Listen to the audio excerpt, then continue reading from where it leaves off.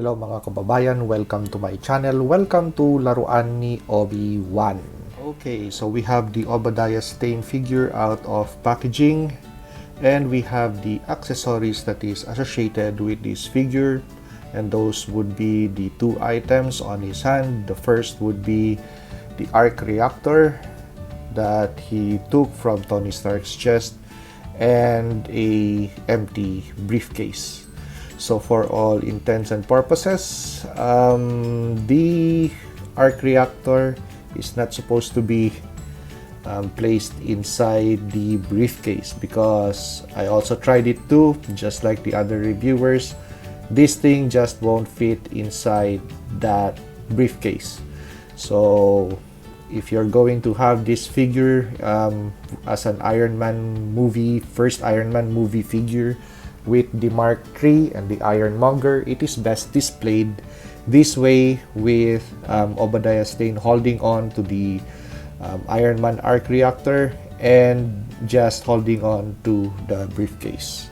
True to Marvel Legends fashion, we have QC issues on this copy. So we have paint splashes on the neckline, but this we could possibly take out just with rubbing alcohol, but that stain on the neck over there, that is going to be a really hard task. But am I going to do it? I think no, because if you're going to display this anyway, the majority of the time this action figure will really not be posed differently. It's just going to be in a standing position like this. So instead of subjecting the joints to heat treatment to make them pliable and poseable, I'd rather just have them really this stiff so it could hold its position in my shelf with the Monger. Finally have the Monger out of packaging, and thank you Marvel Legends for this figure. So for the toy designers, kudos, really perfect job on this action figure. So it's really also a blessing that I did not purchase the Monger figure that was presented or sold years back for the first Iron Man movie. It had a really nice gimmick of an opening cockpit with an Obadiah Stane figure on this section over here, so you could take out the cockpit to reveal the pilot. But in this configuration, it is okay that we don't have that kind of feature. So how does the Obadiah Stane figure relate or coexist with this Monger figure? So as to proportions of the human figure with regards to the metalloid figure, we could imagine that he could absorb this guy inside that cockpit. So great job Hasbro for this design, despite we have paint splashes on the neck of Obadiah Stane.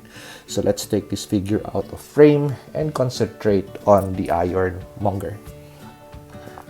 So for details of this figure, let's first discuss the proportions, or how tall is this figure and how wide. Of course, this is a big guy, and if you're planning to buy one, you have to really know the proportions of this guy, because it's going to occupy space. So that's about a 9-inch tall figure, and across that's going to be, of course, about 5 inches or so. Depends on how you're going to position the hands, the arms I mean.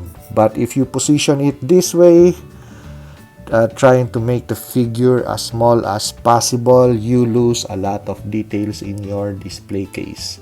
So it's best displayed this way, with the legs outward and the arms in a really ready for combat pose like that.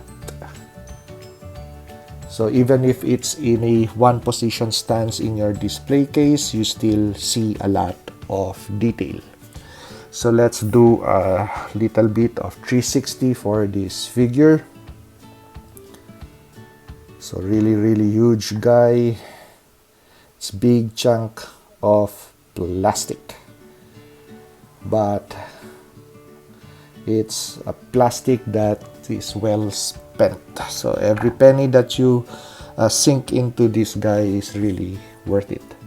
So we have silver paint where silver is needed on the pistons. So we have pistons on the legs. So that is a different shade of gray or silver, I think it's silver. So the pistons would be silver. However, those pistons are not movable. So those pistons are not movable too. That is just for show. Now the articulation points for the knee area are also painted silver. So with the other mechanisms that is associated with the pistons, they are painted silver. So we also have pistons on the arms, but don't worry about breaking any of these pieces because they are not related to in any way or form to the articulation points of the figure. So as you could see, you could move the forearm without actually actually moving this piece. Unlike other figures, when you move the arm, this piece would also do a certain type of action. But with this, you're nice and secure that you're not going to break any of the pistons.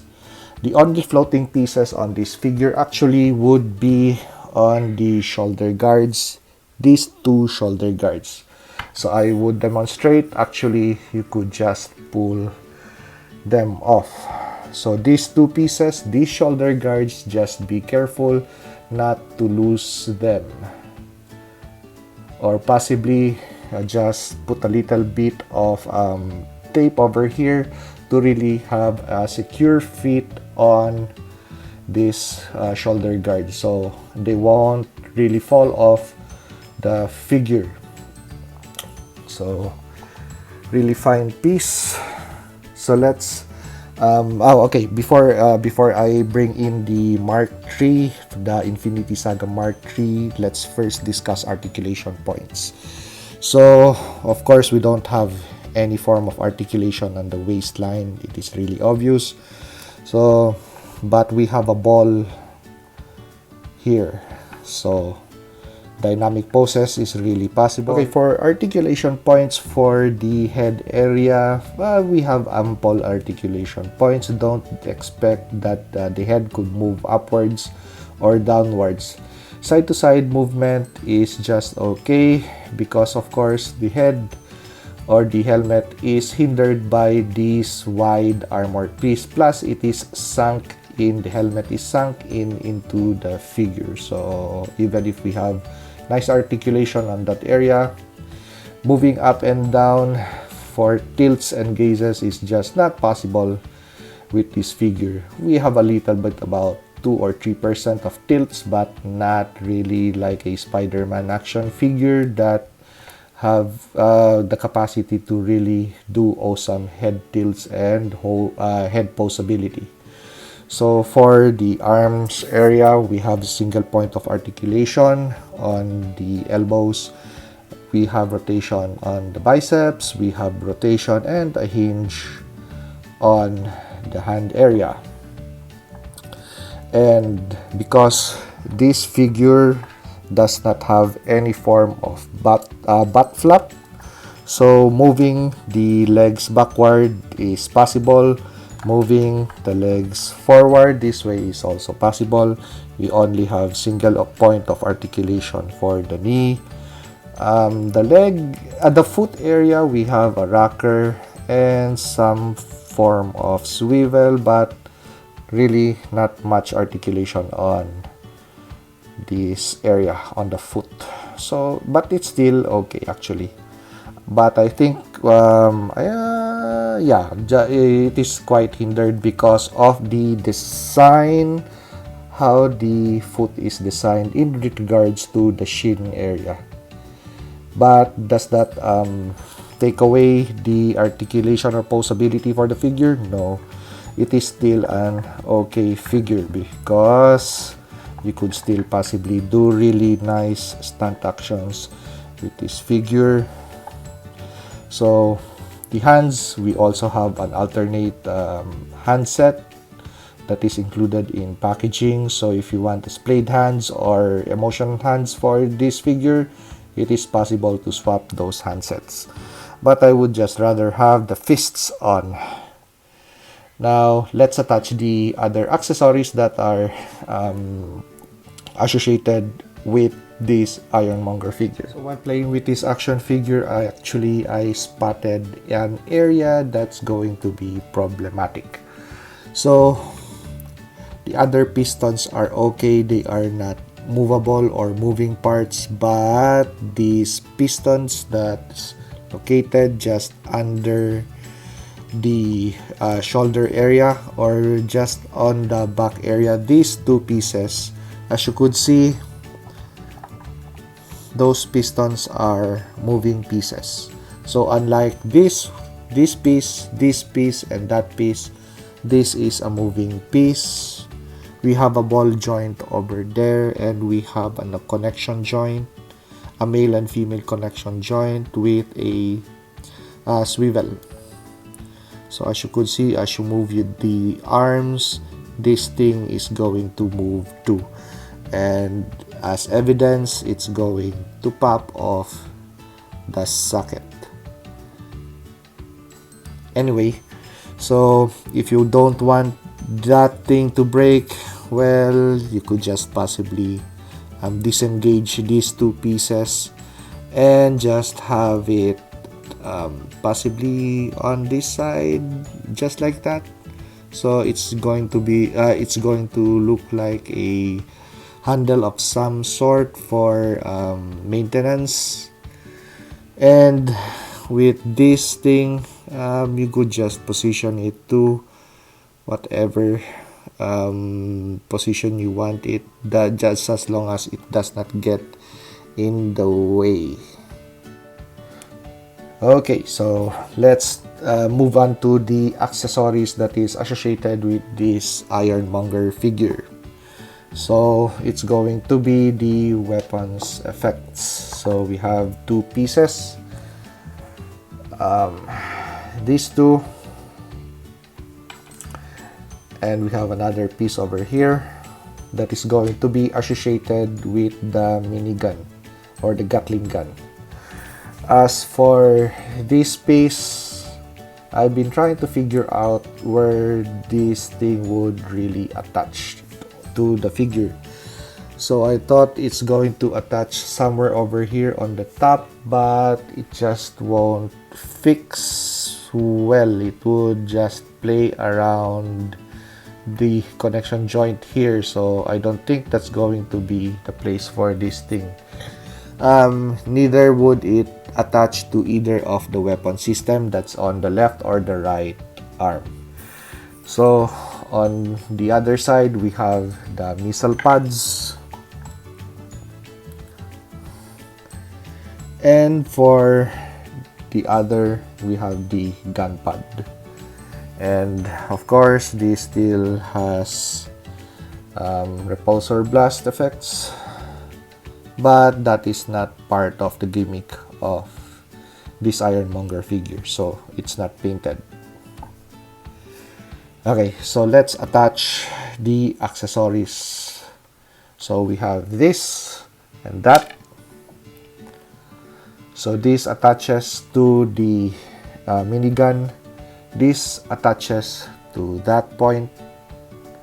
But you could also have this thing as a separate piece, so to mimic that after firing the minigun, so we have smoke belching out from the barrels.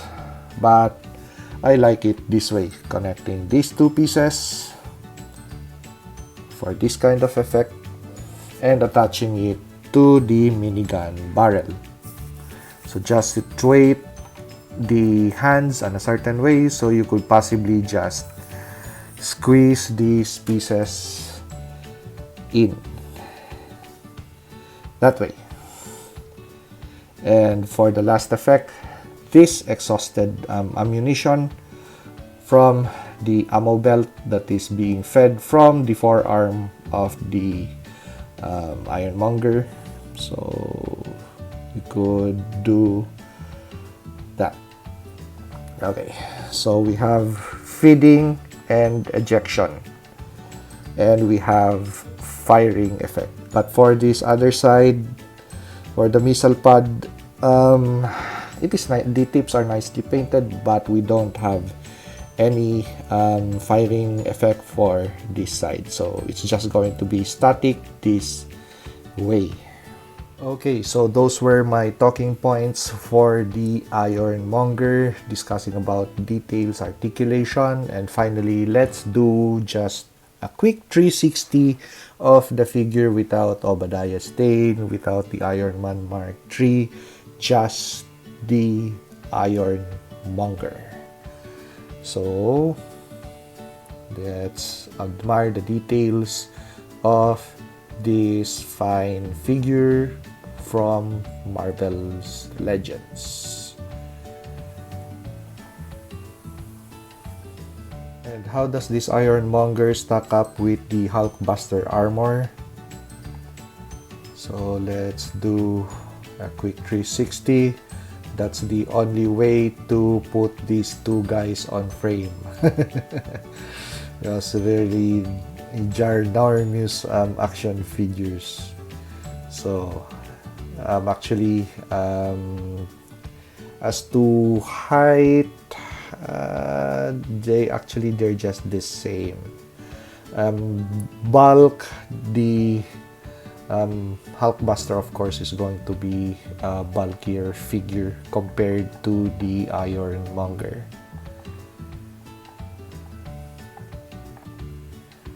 So let's put the Iron Man Mark III into frame.